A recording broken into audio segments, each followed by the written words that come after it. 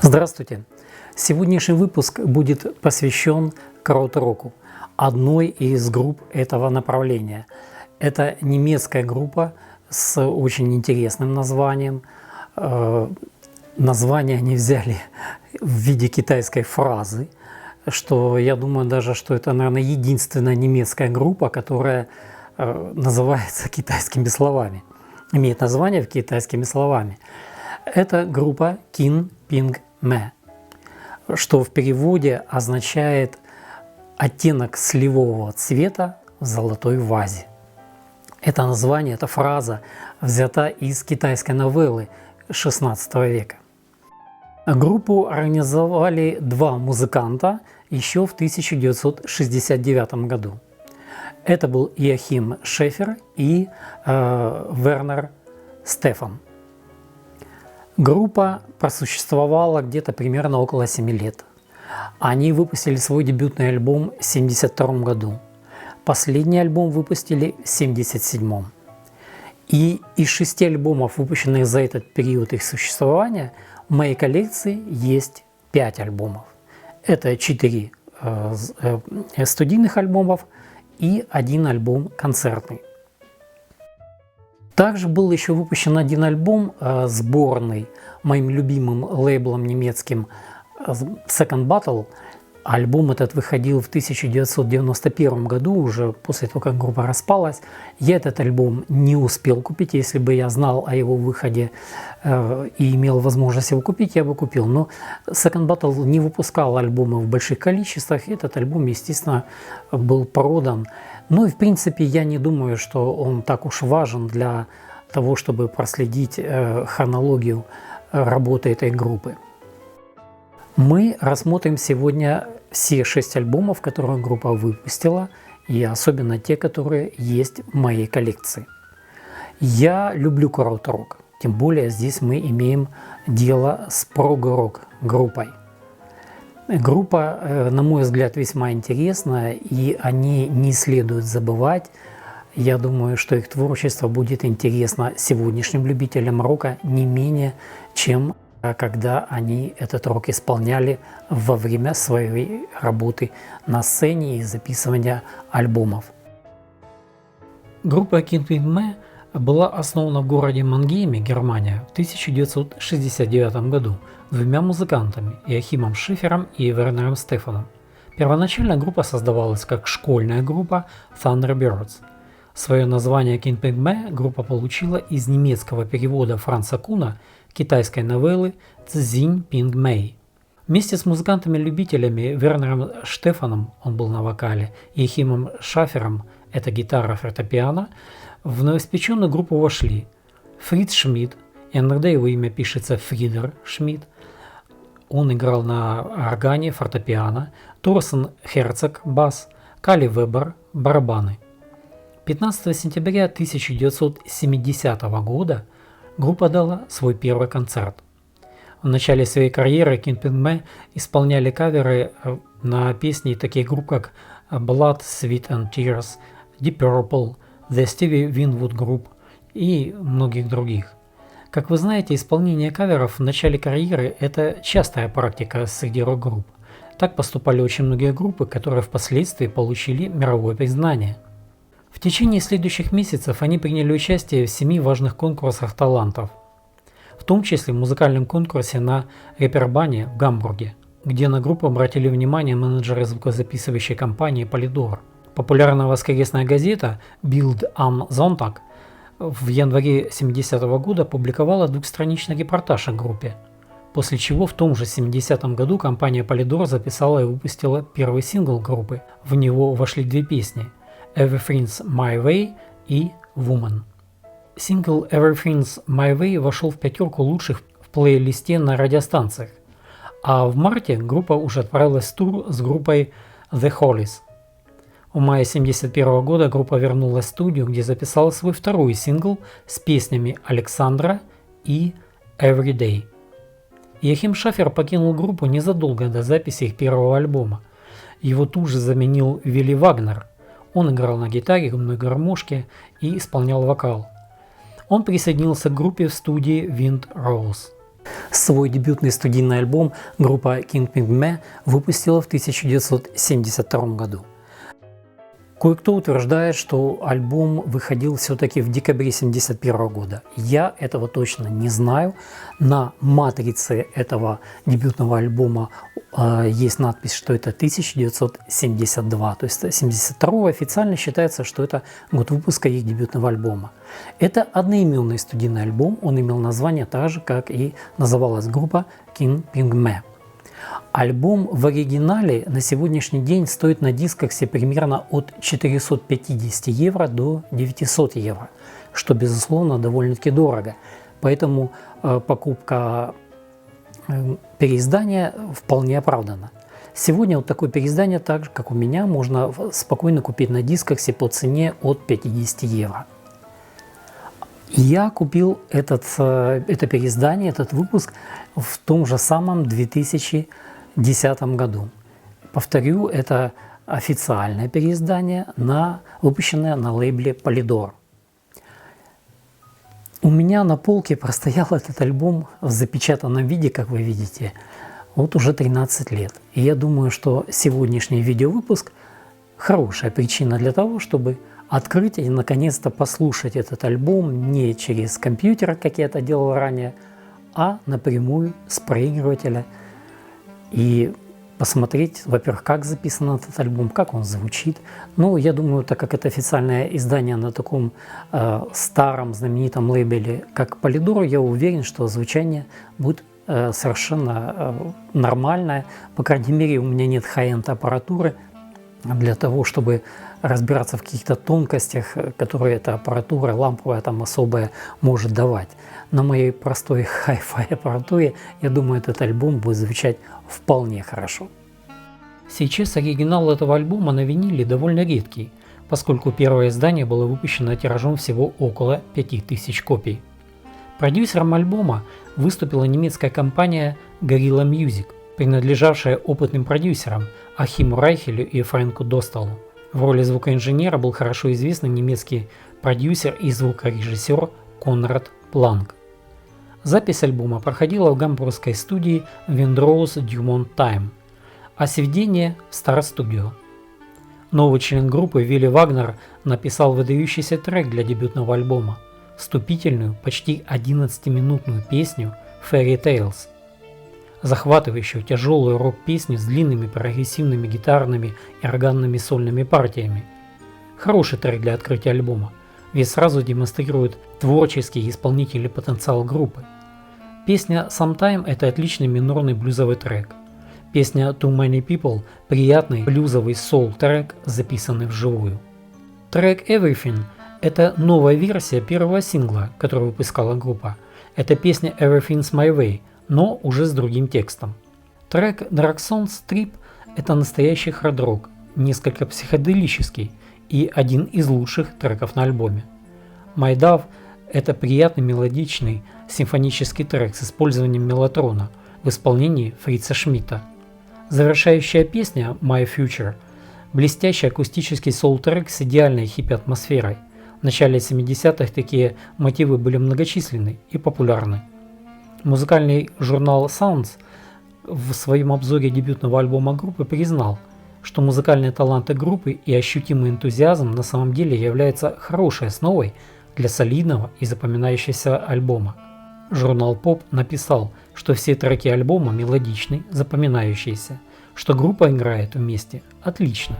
Некоторые критики уже тогда отметили, что группа скорее всего звучит по-британски, нежели по-немецки, и не особенно представляют крауд-рок. King Pygmy были заметно ориентированы на хард-рок и психоделию, иногда с приятным поп-блеском. Двойные тяжелые рок-гитары и идеальный звук Хаммонд, душевный подход и некоторые намеки на симфо и психоделический рок.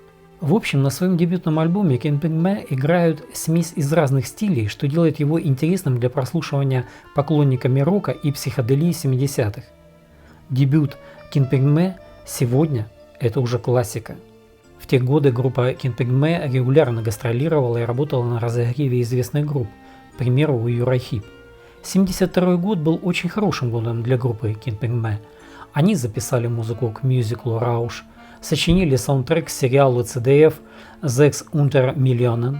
Кали Вебер как-то сказал в одном интервью: «Мы старались сделать хорошую рок-музыку, потому что для нас эта работа является важной вехой, большой шаг вперед в нашей карьере». Они принимали участие в выступлении на открытии Олимпийских игр по парусному спорту в Киле, работали в концертном турне с Роги Галлахером и с группой Golden Earring. В ходе ежегодного голосования в 1972 году читатели журнала Pop Photo включили группу King Pygmy в пятерку лучших в категории «Самая многообещающая группа». Свой второй студийный альбом под названием, простым довольно названием «Номер 2» группа King Pygmy выпустила в том же 1972 году, то есть в том же году, в котором выходил и дебютный альбом группы. Оригинал этого альбома на сегодняшний день на Discogs есть, вы можете его купить от 150 до 500 евро. Я купил для своей коллекции неофициальное издание 2000-х годов. На Discogs вы можете найти данные о том, что данный альбом официально был переиздан немецким лейблом Sound Vision в 2011 году. А вот в 2012 году этот же альбом по тем же самым номерам, тем же самым лейблом Sound Vision был выпущен на цветном виниле уже как неофициальное переиздание. Но вот как бы там ни было, я все-таки решил, что я не такой большой фанат группы, чтобы платить сотни евро за этот альбом. Меня вполне устроит неофициальное переиздание, которое является по сути копией официального выпуска, который был сделан под лейблом Zebra. Постоянные гастроли повлияли на музыкантов, и в 1972 году в составе группы произошли кардинальные изменения. Вилли Вагнер, Вернер Стефан и Торстен Херцог покинули группу. Их заменили гитарист Герхард, или как его еще называли Гейджи, Мрозек, гитарист Ули Гросс, британский басист Алан Джо Роу, он в 70-х жил в Германии, и вокалист и автор песен Джефф Харрисон, родившийся в Манчестере, Англия, но в то время он жил в Гамбурге, в Германии. Кстати, это тот самый Джефф Харрисон, который в феврале 1986 года подал иск против звезды шоу-бизнеса Дитера Болина, утверждая, что именно он, Харрисон, написал английские тексты для группы Modern Talking и исполнительницы Сиси Кейдж. И видно, требования Харрисона имели под собой полное основание, так как иск его был урегулирован во внесудебном порядке. Но вернемся к группе King Pygmy. Свой второй студийный альбом группа записала в обновленном составе. Барабаны и перкуссия Кали Вебер, электрогитара и акустическая гитара Ули Гросс, гитара Гейджи Мрозек, гитара-вокал Вилли Вагнер, ведущий вокал, перкуссия, акустическая гитара Вернер Стефан, орган, фортепиано, электрическое пианино Меллотрон, вокал Фриц Шмидт. Как и дебютный альбом, второй альбом группы был спродюсирован гамбургской командой Ахима Райхеля и Фрэнка Достала и записан в студии Windrose Dumont Time. И снова Кони Планк был звукорежиссером. Кстати, через год после этой записи Планк открыл свою собственную студию в Альперате на южной окраине Кельна, Германия, и увековечил себя, работая над записью альбомов группы Kraftwerk. На своем втором альбоме King Pygmy пошли по той же схеме формирования материала, как и на своем дебютном альбоме, без особых экспериментов и неожиданностей. Хорошая смесь прог-рока и психоделии с элементами откровенного поп-рока и даже кантри. В целом, второй альбом King Pygmy демонстрирует большую уверенность группы в своих силах. Первые же две песни Come Down to the Riverside и Don't Force Your Horse представляют собой уже, можно сказать, традиционный рок для группы. Следующий трек – это кавер-версия песни Come Together группы Beatles. Интересная интерпретация известного хита. Заканчивается первая сторона альбома приятным инструментальным треком, характерным для 70-х. Трек называется Together Jam. Вторую сторону альбома открывает самый длинный трек на альбоме Livable Ways.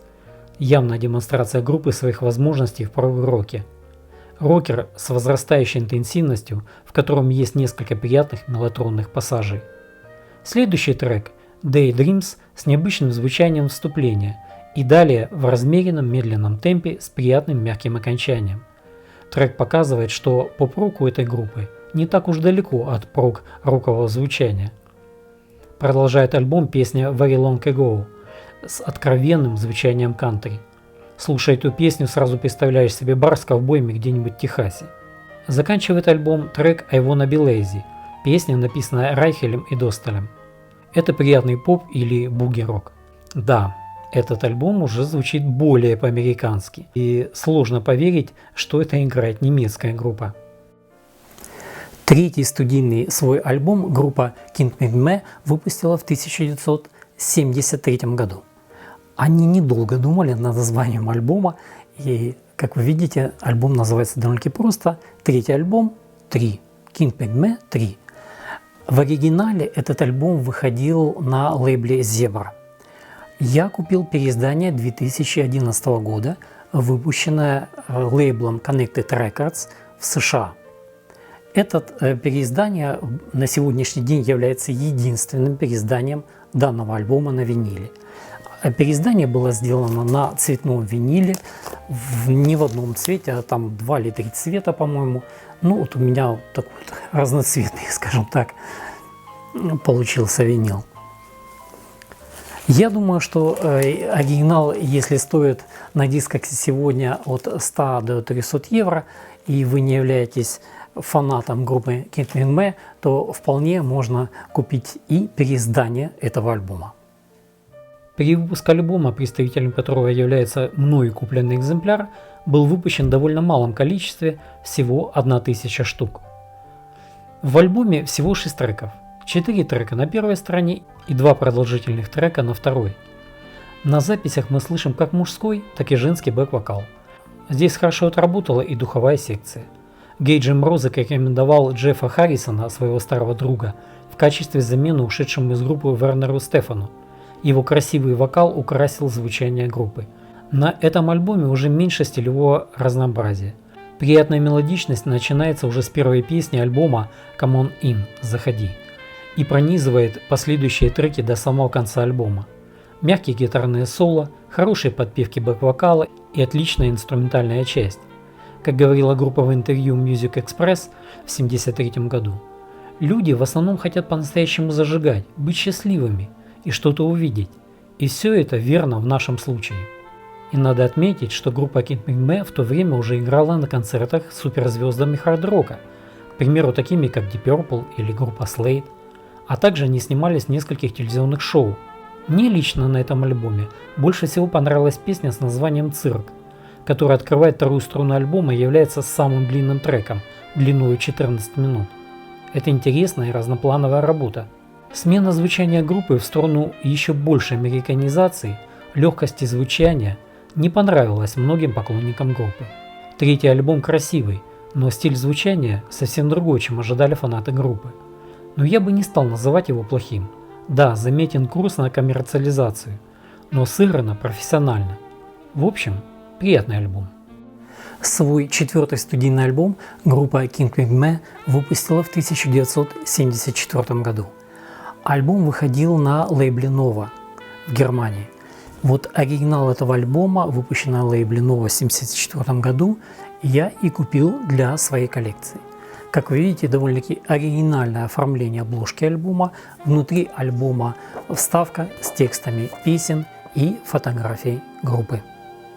4-й студийный альбом группы Verses and Sins уже заслужил сравнение в прессе с творчеством таких супер-рок-звезд, как Rolling Stones, группа Free, The Faces и Spooky Tooth. Этот альбом стал дальнейшим шагом в сторону более стандартного англо-американского рока. Обложка альбома была разработана фотографом, художником-графиком Гюнтером Блюмом, который также работал над дизайном двойного концертного альбома группы под названием Concrete, вышедшего в 1976 году. Продюсером альбома Verses and Sins была та же команда из компании Gorilla Music. Записи сведения альбома провели в Teldec Studio в Гамбурге. Этот альбом был записан следующим составом группы: Джефф Харрисон – вокал, Гейдж Мрозек – гитара, Алан Джероу – бас-гитара, Чарли Вебер – ударные, Фридер Шмидт – клавишные. И снова мы слышим женские голоса на бэк-вокале. На альбоме 8 треков. Весь песенный материал оригинальный, авторство членов группы. Хотя третий трек на первой стороне альбома, песня Nighttime Glider, очень напомнила о Джонни Ленноне, включая манеру исполнения этой песни. Стилевое звучание альбома курсирует от хард-рока к блюз-року и даже поп-року. Альбом звучит более жестко, чем предыдущий, но опять же он разнообразен, интересен и запоминается. Альбом завершает заглавный трек – традиционный, красивый блюз-рок. Многим фанатам группы альбом заслуженно нравится. Лично мне песенный материал альбома также доставляет удовольствие. Ничего экстраординарного, но хорошая и красивая работа. Судя по стилевому звучанию, группа явно старалась заинтересовать американскую публику своим творчеством. И это понятно, это огромный рынок. Свой следующий альбом группа King Pingme выпустила в 1976 году. И это был первый концертный альбом группы, который был выпущен на 2 винилах. Выпускался он на лейбле Nova. И выпускался он во всей Европе только в Германии. И еще Discogs указывает нам, что был выпуск какой-то в Колумбии. Не знаю, я его никогда не видел. Но для своей коллекции я купил немецкий выпуск этого альбома, оригинал, выпущенный в 1976 году. Песни, звучавшие на этом альбоме, были записаны во время осеннего концертного тура группы в 1975 году. Клавишник Фриц Шмидт ушел из группы в том же 1975 году. Его заменил Крис Аксель Клёбер, бывший участник группы Curly Curve. Он участвовал в записи только этого двойного концертного альбома Concrete, прежде чем группа распалась. Он также стал соавтором 2 песен, прозвучавших на этом альбоме. Альбом хорошо сыгранный, местами довольно тяжелый, отличные гитарные соло и пассажи на прекрасном Хаммонде. Но альбом не предлагает чего-то оригинального, каких-либо фишек, благодаря которым группы отличаются в игре друг от друга. Да, хорошая работа профессионалов, местами зажигательная, местами слишком предсказуемая. Но все же, глядя из сегодняшнего дня, понимаешь, что этот альбом еще один живой документ ушедшей рок-эпохи. Эпохи, которая уже никогда не вернется. Это часть истории рока. И даже только поэтому я отношусь к этому альбому уважительно. Концертный альбом Concrete стал последним альбомом группы по их старому контракту со звукозаписывающей компанией. После окончания контракта на запись Харрисон и Алан Роу покинули группу. Джефф Харрисон начал сольную карьеру, но с некоторым успехом. Морозек и Вебер предприняли попытку сохранить группу King Pingme с Майклом Позом на вокале, Роном Шипмейкером на клавишных и Чаком Тревором на басу. С новыми участниками группы и новым контрактом с компанией Bacillus Records группа записала свой последний, 6-й альбом. Этот альбом, как и дебютная работа группы, имел одноименное название King Pingme. Новый продюсер, новая студия. Альбом вышел в 1977 году на виниле и кассетах. Альбом не привлек к себе внимания даже фанатов и не смог продолжить историю успеха группы. Как сказал барабанщик группы Кали Вебер весной того же 1977 года, «Если ты не поп-звезда, то ты все равно засранец». Летом 1977 года группа окончательно распалась. Герхард Мрозек сначала присоединился к фанк-рок группе Олала, а затем успешно играл в группах Эда Занки и Герберта Гронемейера. Потом он работал музыкальным продюсером с известными артистами, к примеру с Удо Линдербергом. Джефф Харрисон начал сольную карьеру. Он даже совершил 2 очень успешных турне по ГДР. В ноябре 1982 года в Берлинском университете состоялся концерт возрождения King Pingme, но возрожденная группа в основном состояла из участников группы Джеффа Харрисона. Мрозек и Вебер участие в этом не принимали. Барабанщик Кали Вебер умер от сердечного приступа в 1995 году. Немецкая рок-группа King Pingme была реформирована в 2005 году. В ней приняли участие несколько ее бывших членов. Но группа новых альбомов не записывала, а ограничилась концертными выступлениями. Вы даже можете найти видео выступления этой группы на YouTube. В 1991 году один из моих любимых немецких лейблов, Second Battle, который специализировался на выпуске забытых жемчужин, выпустил сборный двойной альбом группы King Pingme под названием Hazy on Stage. Выпуск был на 180-граммовом виниле. Возможно, поклонникам раннего Kingpin B стоит обратить на него внимание. В альбом вошли концертные треки, записанные в Шпрендлингене в январе 1973 года, а также несколько студийных записей 1972 года.